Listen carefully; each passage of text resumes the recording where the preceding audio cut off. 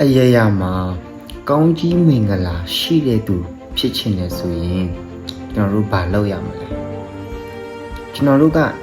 မင်္ဂလာရှိတဲ့သူတယောက်ဖြစ်ချင်တယ်ကောင်းကြီးခံစားတဲ့သူတယောက်ဖြစ်ချင်တယ်ဆိုရင်ကျွန်တော်တို့ဘာလုပ်သင့်တယ်လဲအဲ့တော့နှုတ်ကပတ်တော်ထဲမှာဘုရားသခင်ကမင်္ဂလာရှိတဲ့သူတွေကဘယ်လိုလူမျိုးလဲဆိုတာကိုဖော်ပြထားတာဖြစ်ပါတယ်ကျွန်တော်တို့တစ်ခုမြောက်သောစာလံထဲမှာကြည့်တဲ့အခါမှာဘာပြောထားလဲဆိုတော့မတရားသောသူတို့တိုက်တွန်းခြင်းတို့မလိုက်လူဆိုးတို့၏လမ်းတွင်မရက်မနေမထီမဲ့မြည်ပြုသောသူတို့၏အစည်းအဝေး၌မထိုင်ထာဝရဘုရား၏တရားတော်၌မွေးလျော်၍တရားတော်ကိုနိညာမပြတ်စင်ကြယ်အောင်မိတော်သူသည်မင်္ဂလာရှိ၏ဘလို့လူမျိုးကမင်္ဂလာရှိတာလဲဆိုတော့နှုတ်ကပတ်တော်ကိုနိညာမပြတ်စင်ကြယ်အောင်မိတော်သူကမင်္ဂလာရှိတော်သူဖြစ်တယ်ဒါဆိုရင်သိကြတယ်ဘုရားသခင်ကကျွန်တော်တို့ကိုတခြားသောအရာတွေနဲ့အချိန်မကုန်စေခြင်းဘူးဘုရားသခင်ကလောကအရာတွေနဲ့ကျွန်တော်တို့ကိုအချိန်မကုန်စေခြင်းဘူးလူတွေကိုမုန်းတီးတာနဲ့အချိန်မကုန်စေခြင်းဘူးလူတွေကိုဝေဖန်တာနဲ့အချိန်မကုန်စေခြင်းဘူးအာမင်ဘုရားသခင်ကကျွန်တော်တို့ဘာနဲ့ပဲအချိန်ကုန်စေခြင်းလဲဆိုတော့နှုတ်ကပတ်တော်နဲ့ပဲအချိန်ကုန်စေခြင်းတာဖြစ်တယ်ဟာလေလုယာသူရဲ့စကားအပေါ်မှာအချိန်ကုန်စေခြင်းတာဖြစ်တယ်ဒါကြောင့်မို့ဒီကနေ့မှာကျွန်တော်တို့လူတော်တော်များဖခင်ရဲ့နှုတ်ကပတ်တော်နဲ့အချိန်မကုန်ဘဲနဲ့ဖခင်နဲ့ပတ်သက်တဲ့အရာမှာအချိန်မကုန်ဘဲနဲ့เนาะတခြားသောအရာတွေမှာအချိန်ကုန်တယ်။ဒါနှုတ်ကပတ်တော်ကเนาะတရားတော်ကိုနိညာမပြတ်စင်ခြင်းအောင်မိတော်သူကမင်္ဂလာရှိတယ်လို့အတိအလင်းပြောထားတာဖြစ်တယ်။ဒါဆိုရင်ကျွန်တော်တို့တွေကမင်္ဂလာရှိတဲ့သူဖြစ်ခြင်းနဲ့ကောင်းကြီးမင်္ဂလာကိုခံစားတဲ့သူဖြစ်ခြင်းနဲ့ဆိုရင်ကျွန်တော်တို့ကတရားတော်ကိုနိညာမပြတ်စင်ကြယ်အောင်မေ့ဖို့ရန်အတွက်အင်မတန်မှအရေးကြီးပါတယ်။အာမင်။ကျွန်တော်တို့ရဲ့အတ္တတာထဲမှာတချို့သောအရာတွေကအယံကြံ့ကြာတယ်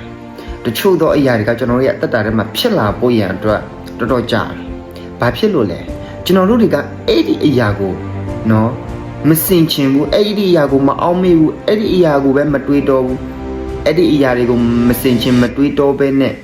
မအောင်မေ့ဘဲနဲ့ကျွန်တော်တို့ကတခြားသောအရာတွေကိုအာရုံစိုက်တယ်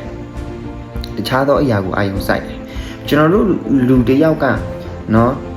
တပြိုင်နက်တည်းမှာနှစ်ခုကိုအာရုံစိုက်လိုက်လို့မရဘူးနှစ်ခုကိုအာရုံစိုက်ရင်ဟိုဟာလည်းမရောက်ဒီဟာလည်းမရောက်ဖြစ်သွားမယ်ဒါကြောင့်မို့ဘုရားသခင်ကနော်မတရားသောသူတွေရဲ့တိုက်တွန်းခြင်းမှာလိုက်ပြီးတော့အချိန်ကုန်တာလည်းအလုံးမရှိဘူးလူဆိုးတွေနဲ့ပေါင်းပြီးတော့လူဆိုးတွေနဲ့အတူသွားလာနော်မတရားတဲ့သူမကောင်းတဲ့သူတွေနဲ့အချိန်ကုန်တာကိုလည်းဘုရားကမနစ်သက်ဘူးမထီမဲ့မြည်ပြုသောသူတို့ရဲ့အစည်းအဝေးမှာထိုင်တာလည်းဘုရားသခင်ကမနစ်သက်ဘူးတနည်းအားဖြင့်အတင်းပြောတဲ့အစည်းအဝေးမှာတနည်းအားဖြင့်သူတစ်ပါးမကောင်းကြောင်းပြောတဲ့အစည်းအဝေးမှာသူတစ်ပါးကိုရှုတ်ချတဲ့နေရာမှာနော်သူတစ်ပါးကိုနော်ဆွဲချတဲ့မကောင်းပြောတဲ့နေရာမှာထိုင်ပြီးနော်ကျွန်တော်တို့ဝင်ပါနေတာကိုဘုရားသခင်ကမနစ်သက်ဘူးဘုရားသခင်ကဘာကိုနစ်သက်လဲဆိုတော့သူ့ရဲ့တရားတော်မှာမွေးလျော်ပြီးတော့မှအဲ့ဒီတရားတော်ကိုနိညာမပြတ်စင်ကြယ်အောင်မိတာကိုဘုရားသခင်ကအလိုရှိတာဖြစ်တယ်နစ်သက်တာဖြစ်တယ်ဒါကြောင့်မို့ယေရီခေါမြို့ယိုကြီးမပြုတ်ကြခင်မှာယေရီခေါမြို့ယိုမပြုတ်ကြခင်မှာဘုရားသခင်ကဘာလုပ်ခိုင်းလဲအရင်ဆုံးမကြွေးကြော်ခိုင်းဘူးအရင်ဆုံးမអော်ခိုင်းဘူးဘုရားသခင်ကဘာလုပ်ခိုင်းလဲဆိုတော့အဲ့ဒီယေရီခေါမြို့ယိုကြီးကိုအရင်ပတ်ခိုင်းတယ်အတန်တန်မှမထွက်ဘဲနဲ့အတန်တန်မှမထွက်ဘဲနဲ့ပတ်ခိုင်းတယ်တရက်လာတယ်တစ်ပတ်ပတ်တယ်နောက်တစ်ရက်လာတယ်နောက်တစ်ပတ်ပတ်ဒါပေမဲ့9ရက်မြောက်တဲ့နေ့မှာ9ပတ်ပတ်ခိုင်းတယ်ဒီအရာကိုကြည့်တဲ့အခါမှာကျွန်တော်ရဲ့အတ္တထဲမှာမျိုးရိုးမျိုးပြတယ်ပြဿနာတွေနော်ပြဿနာတွေကိုကျွန်တော်တို့ဖြူချခြင်းတယ်အာမင်ကျွန်တော်ရဲ့အတ္တထဲမှာအောင်မြင်ခြင်းရရှိခြင်းတယ်ယေရီခေါမြို့ရိုးဆိုတဲ့ခိုင်မာတဲ့အရာကိုကျွန်တော်ဖြူချခြင်းတယ်ကျွန်တော်တို့ကအောင်မြင်ခြင်းရရှိခြင်းတယ်ဆိုရင်အဲ့ဒီယေရီခေါမြို့ရိုးကိုနော်ဘယ်လိုဖြူချရမလဲယေရီခေါမြို့ရိုးဖျားဘယ်လိုနော်ဖြူချမလဲဆိုတဲ့အရာကိုကျွန်တော်တို့ကပတ်နေဖို့လိုတယ်တနည်းအားဖြင့်ပါလေတင်းရဲ့အတ္တထဲမှာတင်းအောင်မြင်ခြင်းကိုရရှိခြင်းနဲ့ဆိုအဲ့ဒီအောင်မြင်ခြင်းနဲ့ပတ်သက်ပြီးတော့မှဘုရားသခင်ငါရဲ့အတ္တထဲမှာဘယ်လိုအမှုတစ်ပြုမလဲဘုရားသခင်ကတော့ငါရဲ့အတ္တထဲမှာအောင်မြင်ခြင်းနဲ့ပတ်သက်ပြီးကြီးကြီးမားမားအလုပ်လုပ်မယ်သင်ဆင်ခြင်းနေဖို့လိုတယ်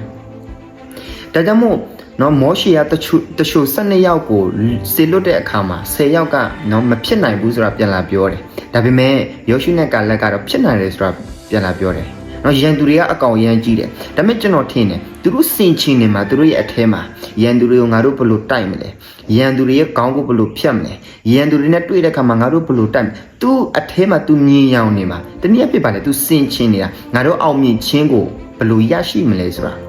ဖြစ်လာပြီလားမဖြစ်လာသေးဘူးဒါပေမဲ့အထဲမှာစင်ချင်းနေတာငါဒီလိုခံစားနေရတယ်အောင်မြင်ခြင်းကဒီလိုရရှိနေတယ်မဖြစ်လာသေးမှအထဲမှာစင်ချင်းပြီးခံစားနေတာ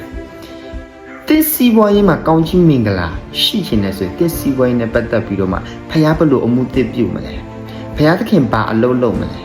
ဖယားသခင်စီပွားရေးကိုဘလို့တိုးပွားအောင်လုပ်ပေးမလဲဖယားသခင်ကအဝေးရနော်ကျွန်တော်ရဲ့စီပွားရေးကိုကောင်းချီးပေးမယ်စင်ကြင်ဖို့လိုတယ်ဖယားဂတိတော်ကိုစင်ကြင်ပြီးဆွဲကင်ဖို့လိုတယ်အာမင်ဒါကြောင့်မို့ဒီနေ့မှာကျွန်တော်တို့ကတခြားသောအရာတွေနဲ့အချိန်ကုန်လို့မရအောင်ဘုရားသခင်မနစ်သက်ဘူးဘုရားသခင်နစ်သက်တာကသူ့ရဲ့တရားတော်မှာမွေ့လျော်ပြီးတော့မှတရားတော်ကိုနေညမပြတ်စင်ချင်အောင်မေ့ခြင်းဟာလေလုယာတဲ့စီးပွားရေးမှာနော်ဘုရားကောင်းမြတ်ခြင်းဘုရားအမှုတည်ပြုမဲ့ရာကိုနေညမပြတ်စင်ချင်အောင်မေ့ခြင်းဟာလေလုယာဒီရာကိုဘုရားသခင်ကနစ်သက်တာဖြစ်တယ်ဒါဆိုရင်သိကြတယ်တင်စင်ချင်းရေးနဲ့တည့်ရဲ့နှုတ်ထဲကနေပြောထုတ်လာတဲ့အရာကဟာလေလုယာတည့်ရဲ့တက်တာတွေမှာဖြစ်လာလိမ့်မယ်အာမင်ဘာလို့လဲယေရီခေါမြို့ယူနော်သူတို့ပတ်ရင်ခုနှစ်ရက်မြောက်တဲ့နေ့မှာခုနှစ်ပတ်ပြီးတဲ့ကမှာကျွေးကြော်တဲ့ကမှာယေရီခေါမြို့ယူရပြိုကျသွားတယ်အာမင်ဒါကြောင့်မို့ကျွန်တော်ရဲ့တက်တာထဲမှာလဲဘုရားသခင်ကသူ့ရဲ့ဂတိတော်ကိုစင်ချင်ခိုင်းတယ်